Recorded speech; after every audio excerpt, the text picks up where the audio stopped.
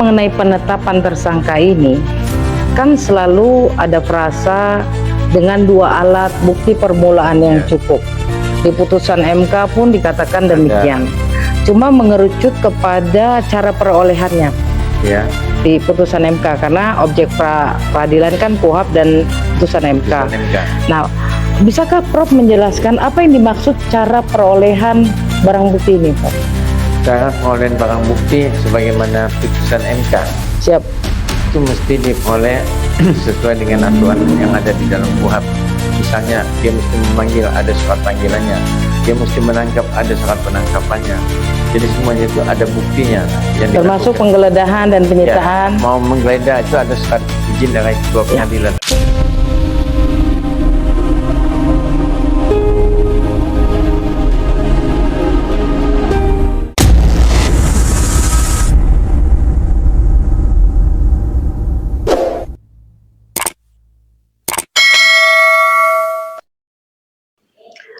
Selamat siang ahli. Selamat siang juga. Saya ingin menanyakan tentang prinsip nebis in idem. Prinsip nebis in idem ini ketika bicara di pra-peradilan apakah berlaku atau tidak? Nebis in idem di dalam pra-peradilan tidak berlaku. Dasar hukumnya izin. Dasar hukum nebis in idem di pra-peradilan karena pokok perkaranya belum dimulai. Oke. Jadi kalau dalam nebis in idem ini konteks pengajuan pra-peradilan sifatnya formil bukan material. Begitu ahli. Nah, jadi kalau di dalam pra-peradilan ini diulang berapa kali boleh enggak? Boleh. Boleh selama ada syaratnya? Ada persyaratan, ada kesempatan. Ada persyaratan, ada kesempatan. Oke. Mengenai permohonan gugur demi hukum, izin ahli, bahwa di mana termohon mengatakan bahwa di dalam eksepsinya permohonan pemohon gugur demi hukum. Gugur dalam pra-peradilan maknanya seperti apa? Gugur dalam pra-peradilan maknanya ketika perkara pokok induk itu sudah diketok mulai sidang pertama kali. Nah, kalau pra-peradilannya belum selesai, gugur langsung. Jadi tersangka ini belum masuk ke pelimpahan ke pengadilan, belum ada sidang, masih tahapannya misal tahap kedua, belum ada sidang dipanggil, belum ada sidang pertama, berarti belum gugur. Belum gugur. Nah, kemudian mengenai sifat gugurnya ini adalah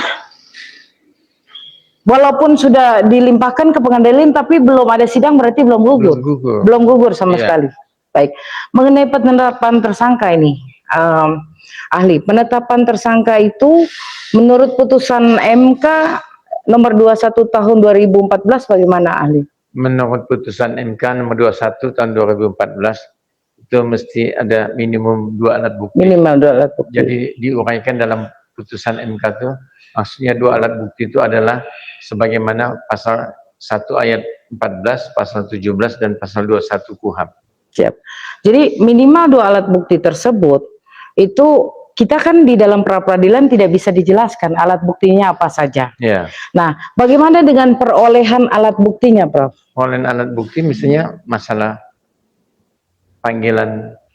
Mengenai gini, dalam perkara Abi Aulia ini ditetapkan tersangka pada tanggal 16 Oktober tahun 2023. Kemudian dilakukan penggeledahan di rumahnya di tanggal 17 Oktober 2023. Sebagaimana kita ketahui penggeledahan itu hanya untuk mencari barang bukti, betul? Betul. Nah, dan penggeledahan itu mesti ada izin ketua pengadilan. Mesti ada izin ketua pengadilan.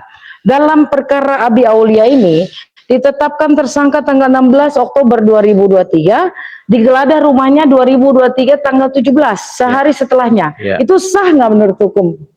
Sepanjang alat buktinya sah nggak? Sepanjang kalau ada rekomendasi dari ketua pengadilan. Kalau tidak ada dari ketua pengadilan, apapun yang diambil dari rumah itu tidak sah. Alat bukti tidak sah. Alat bukti tidak sah. Nah, lantas ketika ada izin pengadilan atau tidak? Ada izin, Sah. Sah. Betul.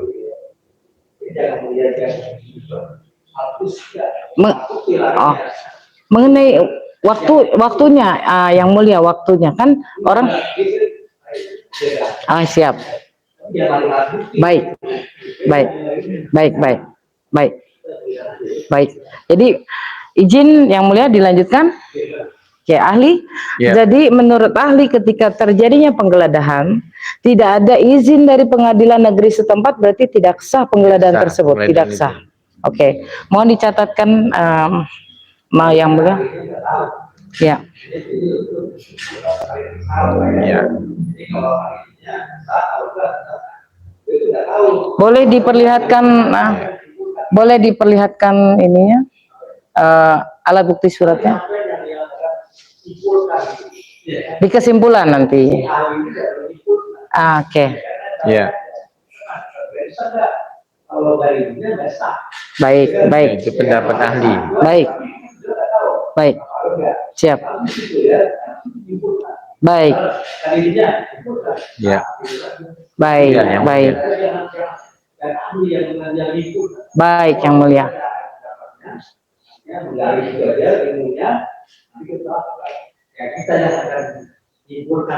Baik, yang mulia. Baik, yang mulia.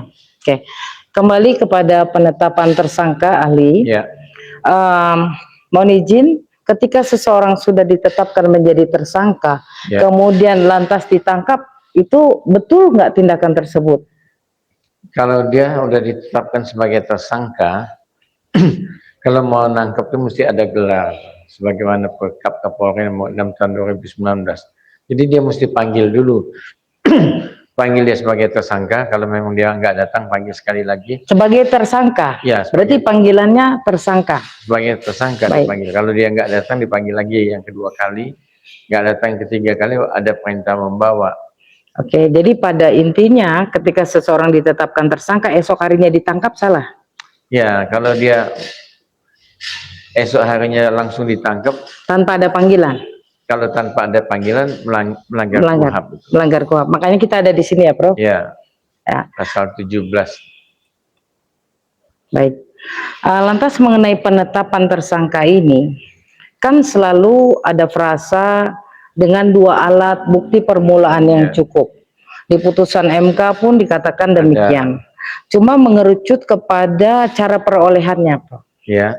Di putusan MK, karena objek peradilan kan KUHAP dan putusan MK. Nah, bisakah Prof menjelaskan apa yang dimaksud cara perolehan barang bukti ini, Prof? Cara perolehan barang bukti sebagaimana putusan MK. Siap. Itu mesti diperoleh sesuai dengan aturan yang ada di dalam KUHAP. Misalnya dia mesti memanggil, ada surat panggilannya. Dia mesti menangkap, ada surat penangkapannya. Jadi semuanya itu ada buktinya yang termasuk penggeledahan dan penyitaan. Ya, mau menggeledah itu ada surat izin dari ketua pengadilan.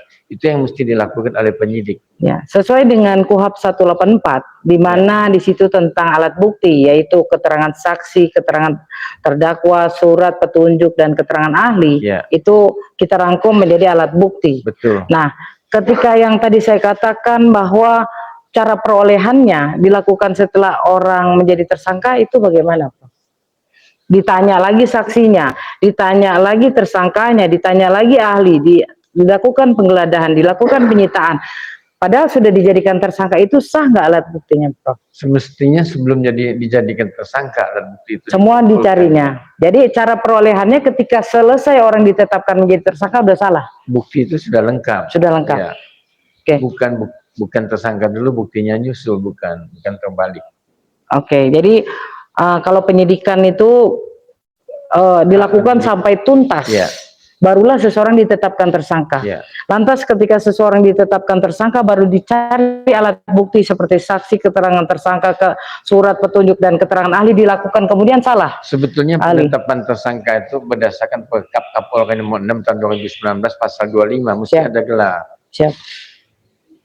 Nah, kalau nggak ada gelar, ujuk-ujuk langsung ditetapkan jadi tersangka, itulah polisi yang main eigenwriting, jadi main hakim sendiri. Mengenai daluarsa penyidikan, ahli, bahwa Abi Aulia dari tanggal 16 Oktober tahun 2023 dijadikan tersangka, esok harinya ditangkap, tapi karena kemudian ada yang menjaminkan, menjadi wajib lapor saja. Dan selama 1 tahun 3 bulan 15 hari menjadi tersangka. Apakah menurut ahli ini melanggar HAM? Karena seseorang ditetapkan tersangka terus-menerus. Izin Yang Mulia, mengenai pra-peradilan. Oke, baik, siap. Baik. Oke. Ketika mengenai daluarsa penyidikan. Daluarsa penyidikan ada hitungannya di pasal 24 ayat 1, ayat 2 dan ayat 3. Kalau di pasal 24 ayat 1 penyidikan oleh penyidik maupun penyidik pembantu sama 20 hari perpanjangan 40 hari. Kemudian di pasal 24 ayat 2 oleh jaksa 20 hari ditambah 30 hari. Betul. Kemudian oleh majelis hakim 20 hari plus 30 hari. Ya. Itu terangkum di pasal 24. 30 hari. 20 dan 30. Siap. Baik.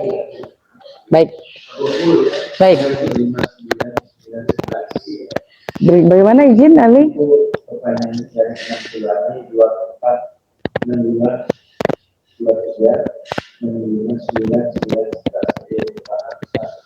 Hari. Baik.